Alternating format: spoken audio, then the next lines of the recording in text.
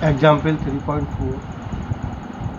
A ball is thrown vertically upward with a velocity of 20 meters per second from the top of a multi-story building.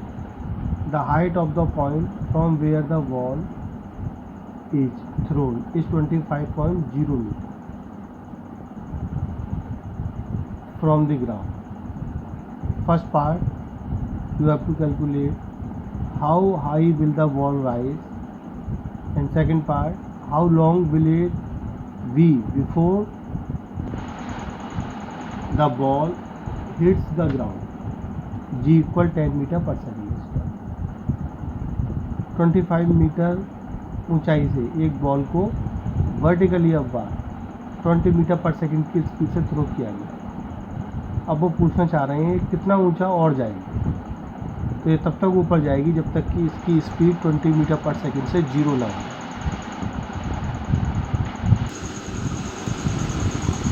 ये एक 25 metre high building है और point A पर ball को throw किया गया है in vertically upward direction with speed u equal 20 metre per second, और बी तक जाते जाते इसकी स्पीड जीरो हो जाती है, तो ये बी तक जाएगी। ग्राउंड से इस पॉइंट की जहाँ से बॉल को थ्रो किया गया है प्रोजेक्ट किया गया है, इस प्रोजेक्शन पॉइंट की हाइट है 25.0 मीटर, और हमने मान लिया एस डैश हाइट तक वो ऊपर और जाएगी। Initial speed E20, initial speed U 20 metre per second, final speed V0 और हाइट एच डैश। मोशन हो रहा है फ्रॉम A टू B, यानी मोशन हो रहा है अपवार्ड डायरेक्शन में U है जो पॉजिटिव लिया जाएगा। A से B तक हाइट एच डैश फाइंड करनी है। B is higher than A, तो B की जो हाइट है A से वो भी पॉजिटिव रहेगी, but G is directed downward, और डाउनवर्ड डायरेक्शन माइनस लिया जाता है। अपवर्ड डायरेक्शन पॉजिटिव तो डाउनवर्ड डायरेक्शन नेगेटिव, तो G की वैल्यू हमें नेगेटिव लेनी होगी और -10 का यूज करेंगे। A part, how high the ball will rise, तो हमने मान लिया let the ball will rise up to height H dash. जैसे मैंने बताया था ए नेगेटिव लिया जाएगा, डाउनवर्ड डायरेक्शन है, U पॉजिटिव रहेगा, V0, तो V² equal U² plus 2AS formula use किया। फाइनल स्पीड 0 हो जाएगी, U20, 2A की जगह -10 यूज करेंगे क्योंकि डाउनवर्ड डायरेक्शन में है ये, और S की जगह एच डैश, तो सॉल्व करके आ जाएगा एच डैश इक्वल 20 मीटर। ये नेगेटिव इधर जाके पॉजिटिव होगा, 20 का square 400 and H dash equal 20 metre. A part का आंसर आएगा। अब बी पार्ट में क्वेश्चन में पूछा गया है कि जब इस बॉल को वर्टिकली अपवर्ड थ्रो किया गया तो ये ए से बी तक जाएगा और स्पीड 0 हो जाएगी। अब वो अर्थ इसको पुल करेगी और ये एक्सेलरेशन G से, एक्सेलरेशन ए इक्वल -G से फिर से नीचे आना शुरू कर देगी और ग्राउंड को जाके हिट करेगी। तो आपसे टाइम पूछा है कि इस प्रोसेस में कितना टाइम लगेगा ग्राउंड को हिट करने में, यहाँ से ए से बी तक जाने में, फिर बी से लौटकर ग्राउंड तक आने में। ग्राउंड को C मान लेते हैं, C तक आने में कितना टाइम लगेगा। तो इसको आप पहले ए से बी तक जाने का टाइम काउंट करो, फिर बी से C तक आने का टाइम काउंट करो और दोनों को प्लस करो। इस मेथड से फाइंड कर सकते हैं। ये तो सिंपल मेथड है ही, पहले ए से बी तक जाने का टाइम फाइंड करो, फिर बी से C तक आने का टाइम फाइंड करो और दोनों को ऐड करो। लेकिन हम इसे दूसरे मेथड से करेंगे। बॉल ए से बी तक गई और फिर लौट के C तक आ गई। सपोज यहाँ C पॉइंट है, तो मोशन हुआ फ्रॉम A टू C। ए से बी तक गई बीच में, वो अलग बात है, बट मोशन कहलाएगा from A to C।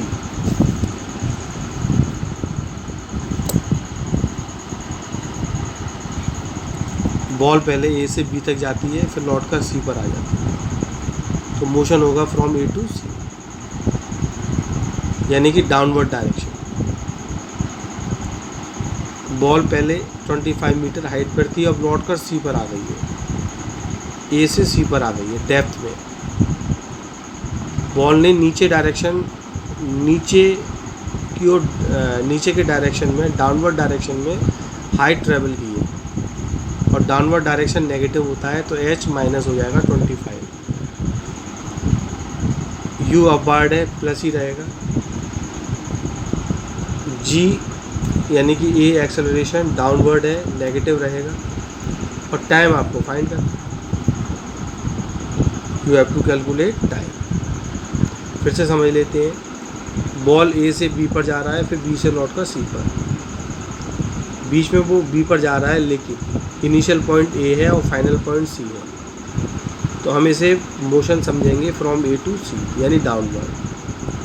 Ball ए से सी पर आ जाती है, यानी -25 मीटर हाइट ट्रेवल करती है, उसका डिस्टेंस डाउनवर्ड है, इसलिए इसको हम -25 से शो करेंगे, डाउनवर्ड डायरेक्शन नेगेटिव होता है। और एक्सेलरेशन जी भी नेगेटिव है, क्योंकि ये भी डाउनवर्ड है, तो एच भी माइनस ले लिया गया, -25, और ए भी माइनस ले लिया गया। यू अपवर्ड है तो प्लस रहेगा, ही पूछा है। We can use simple equation s equal u t plus half a t. S distance की जगह हाइट है, डेप्थ में चल रहा है, एच आएगा, यू टी प्लस हाफ, ए की जगह जी आ जाएगा, डाउनवर्ड है तो नेगेटिव रहेगा। एच खुद भी नेगेटिव है, यू 20 है, अपवर्ड डायरेक्शन में प्लस रहेगा 20 टी, यहाँ से हाफ जी -10 और टी, 2 से -10 5 टाइम्स कैंसिल, -25 इधर आके प्लस हो जाएगा, तो इक्वेशन हो जाती है -5t² + 20t + 25 इक्वल 0। साइन बदल देता हूँ तो आ जाएगा 5t² - 20t - 25 इक्वल 0। 5 से डिवाइड कर दो, t² - 4t - 5 इक्वल 0। अब 4 लाना है हमें, तो हम 4 को ले सकते हैं -5t + 1t, -5 + 1 -4t रहा, इधर इन दोनों से कॉमन आ गया t, इधर से कॉमन आ गया 1, t -5 और दूसरे ब्रैकेट में t + 1, t नेगेटिव हो नहीं सकता -1, तो t की वैल्यू आ गई 5 सेकंड। ये आंसर है।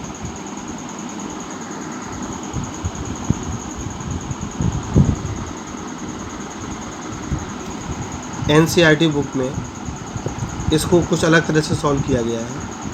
उन्होंने जो हमने आपको कैलकुलस मेथड में इक्वेशन पढ़ाई थी, S = S0 + UT + ½ AT², इस इक्वेशन का यूज करके निकाला है, और उन्होंने मोशन ग्राउंड से स्टार्ट किया है।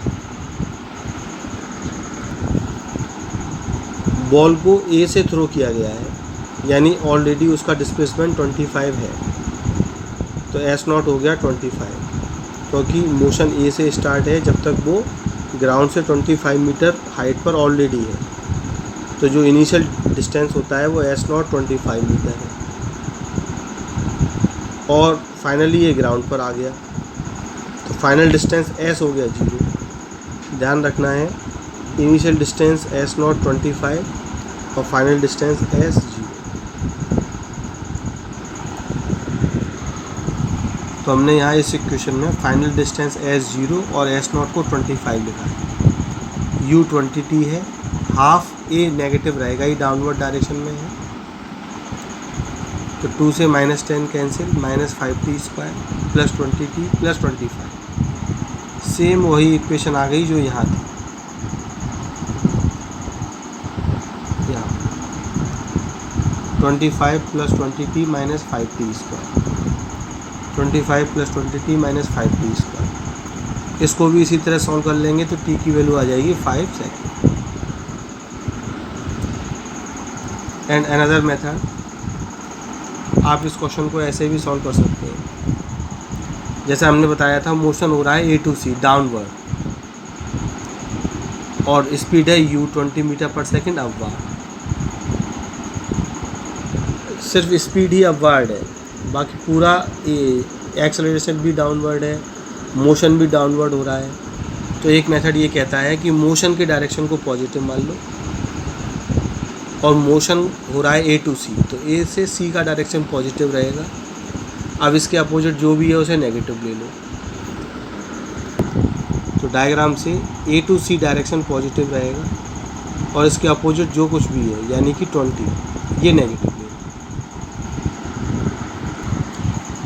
तो इस इक्वेशन में h equal u t plus half G T square में अब h 25 मीटर है, क्योंकि ए से सी तक आने में उसे 25 मीटर डिस्टेंस ट्रैवल करना है। u नेगेटिव ले लेंगे क्योंकि अपवर्ड डायरेक्शन में है ही और हमने डाउनवर्ड डायरेक्शन यानी ए से सी को पॉजिटिव माना है।